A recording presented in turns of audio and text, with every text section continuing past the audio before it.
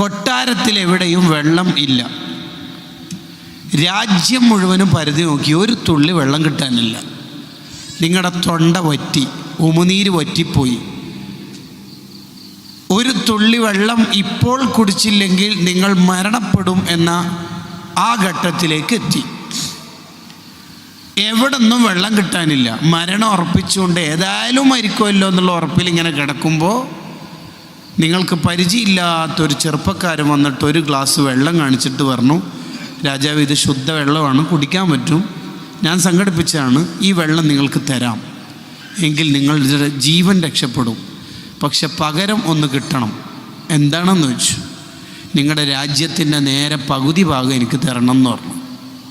അങ്ങനെ ചോദിച്ചാൽ ഇതവിടെ കോട്ട് ചെയ്ത് സെമി കോളനിട്ടിട്ട് ഇബ്നു സമാക്ക് റളിയല്ലാഹുവിൻ്റെ ചോദ്യം, ആ ഒരു ഗ്ലാസ് വെള്ളത്തിൻ്റെ പകരം നിങ്ങളുടെ രാജ്യത്തിൻ്റെ പകുതി ഭാഗം കൊടുക്കും.